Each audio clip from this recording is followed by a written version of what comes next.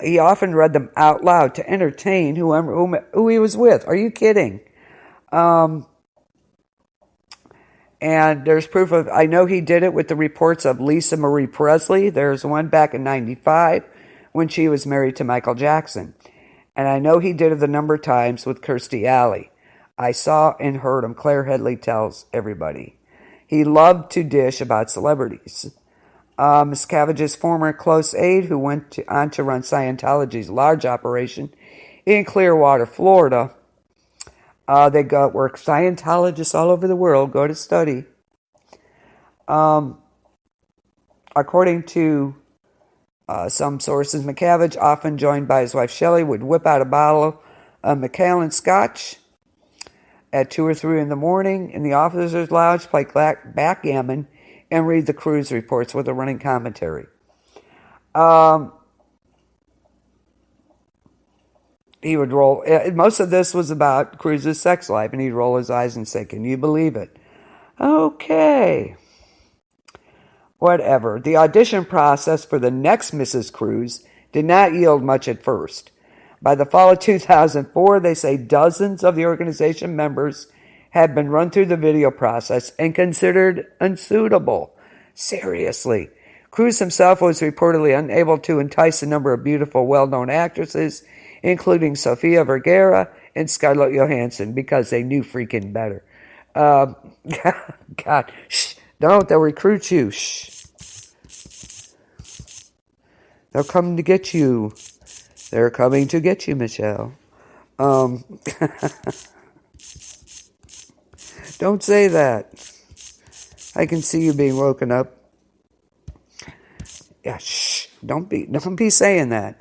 But including Sofia Vergara and Scarlett Johansson to accept his devotion to Scientology. What a surprise. Like, nobody wanted him. I can't imagine why. Wow. Yeah, but can you imagine one of us in that place, Michelle? Oh, my God. They'd have us hanging from something, probably. Finally, however, according to several sources, the screeners at Gold Base headquarters came upon a believer they thought could actually wear the glass slipper. A gorgeous, petite, Iranian-born woman in her mid-20s who had been raised in London, whose mother was also a Scientologist. The same type of glamorous brunette as Penelope Cruz. 5 feet 3, 100 pounds. She had graduated with honors in biological sciences. Had plans to go to medical school and was an accomplished violinist. She seemed perfect, but guess what? She had a boyfriend. Nazanin Baniati, 25, who had not yet become the human rights activist for Amnesty International, and the actor she is today, was summoned in October to meet important church officials at the Celebrity Center International in Hollywood. She arrived to find a high-ranking official who, according to a knowledgeable source, told her she had been selected for a very hush-hush mission. Oh, dear God. That would entail meeting dignitaries around the world. And if she succeeded, she would be helping to make the world a better place. And wow. Why would you believe that crap? You'll make the world a better place. Okay. Thus began a month-long preparation process. Oh my God. A preparation process that entailed her getting audited every day and telling her innermost secrets, including every detail of her sex life. Are you kidding me? Who would even tell somebody that? I sure wouldn't.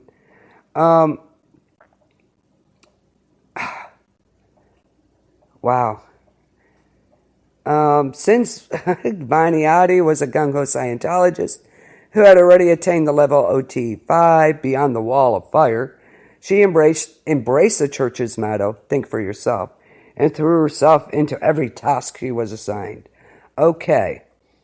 Early on, he sent Baniati to a photo shoot, which revealed that she wore braces and that her naturally black hair had red highlights. She was told she had to lose the braces and make her hair one color to emphasize her ethnicity. So there you go. It didn't matter that she still had a good 6 months to wear the braces. They had to go. And so did her boyfriend. She had been dating an Iranian man who was eagerly looking forward to becoming engaged. She had brought him into Scientology. Okay. A Scientology official asked what it would take to make her break off. According to a number of people, Baniati was then shown confidential information from her boyfriend's auditing files and chose to end the relationship. They lied to her. She was crushed. They gave her auditing to make her feel better, and they took her to Saks and Burberry and Beverly Hills and bought her an extensive wardrobe. The degree of control Baniati was subjected to was mind-boggling, according to close sources. You got that right. Then she had to sit down and prepare a 20-page, single-spaced essay, get this, on what she wanted and needed in her life in terms of a partner. Oh my God, hello, are we in high school? Her partner, family, and work to satisfy her goals and aspirations. Once the paper was sent off for approval, accompanied by new photos showing dark hair and no braces, Baniati was presented with a confidentiality agreement, which she didn't even read to the end. And though she was told that if she decided to leave without Scientology's approval or messed up in any way, she would be declared an SP and shunned by every member, including her mother. That's how this project was to them. Baniati never received a copy of the agreement, though she asked for one several times. Wow.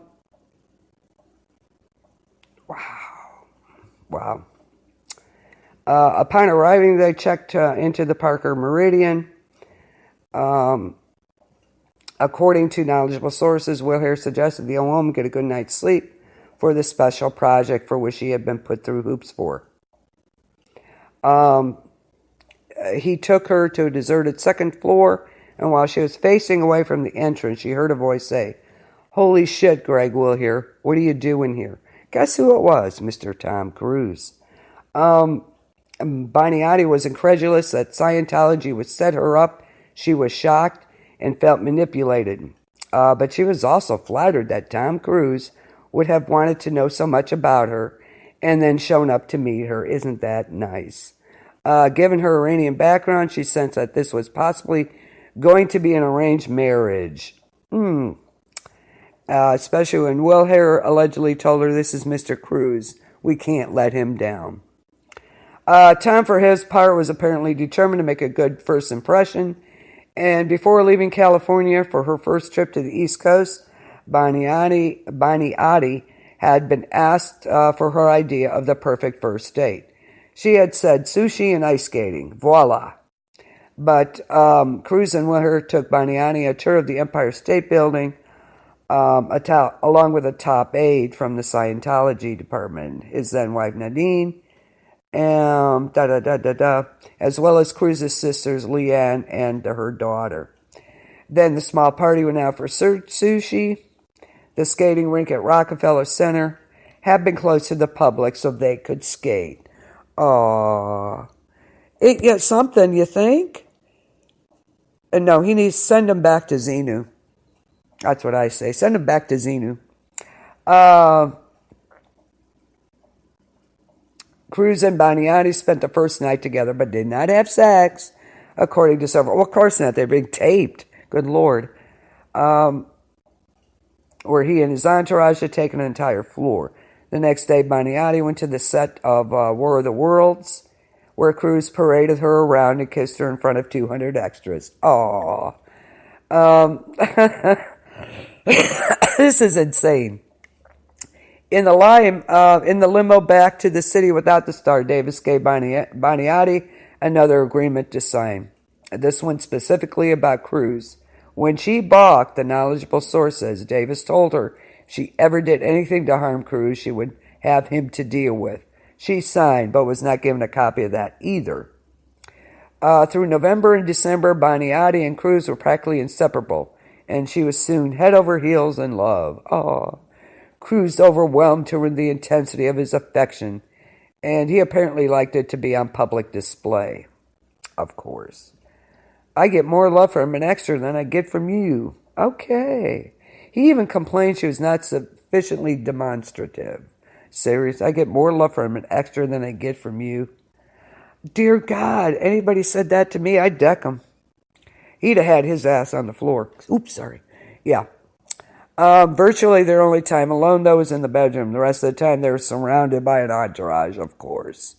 The degree of control Baniati was subjected to by Cruz and his entourage was mind-boggling, according to several sources. For the first 3 weeks, she was isolated and not permitted to communicate with anyone. Despite the fact that her parents were deeply worried, she was allowed to tell them only that she was in New York on a special project, never that she was with Cruz. Her father, who's not a Scientologist, lives in London.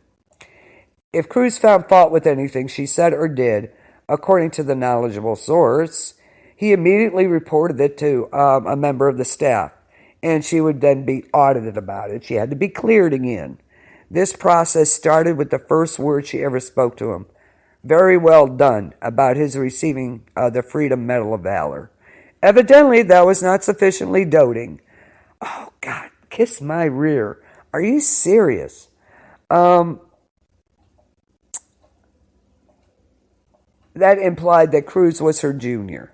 She spent 2 to 3 hours of her day, every day, purging herself of negative thoughts about Tom. Gag me. The first month on the project was bliss. By the second month, she was more and more often found wanting Cruz's hairstylist, Chris McMillan, who was brought in to work on her hair. Cruz wanted Baniati's incisors' teeth filed down. What is with you? Finally, she was allowed to tell her mother she was involved with Tom Cruise. Her mother, a hairdresser, did not like it, and she was now out of the picture. Her mother did not like the fact that she was now out of the picture, not even allowed to do her daughter's hair, and she frowned upon the age difference between her daughter and the 42-year-old actor. She supposedly also had to sign an agreement. She never reached the point where she had been qualified to meet Cruz. Wow. Yeah, purge on him. Yeah, that would do it. Listen, by late November, Baniati felt even more isolated as she and Cruz flew to Telluride, along with the entourage, of course, whose sole purpose was to keep Cruz happy and let him know how much money he was bringing into the organization. Okay. Baniati was audited frequently. Are you kidding? I would say enough is enough. I'm out. Get me the hell out of here. Shortly before New Year's Eve, Miss Cabbage arrived one afternoon when everyone was on snowmobiles. Baniati, who was feeling sick from her period and from the altitude, fell off her vehicle and was badly bruised. She was in excruciating pain, but Scientologists do not believe in medicating in such circumstances. God forbid. She asked to go back to the house, where she burst into tears, believing she was completely shut off. Her only source of money was a credit card issued in the name of Cruz's production company. After lying down to rest, she was told she had to go downstairs and help entertain. Yeah. She had trouble following Miscavige's, he speaks rapidly. She had trouble following it, his American English. She had to ask several times, "Excuse me?" "Oh, big mistake." Miscavige took that as an insult. What is wrong with these people? The ability to have your communication land is crucial. Oh my God, seriously. The upshot was that Cruz was furious with her for offending Miscavige. After the Miscaviges left, Baniati was summoned by Davis, where the actor delivered a blistering denunciation about her disrespect. Oh my God, seriously? Of course, things were never the same after that. Baniati flew back with the staff and moved into Cruz's house, but she spent her time confessing her transgressions at the celebrity, saying, "Here we go." When Cruz arrived, he withdrew and barely acknowledged her, though they still shared a bedroom. Oh, goody. She had been asked by a Scientology official to sleep alone. Of course. but she cited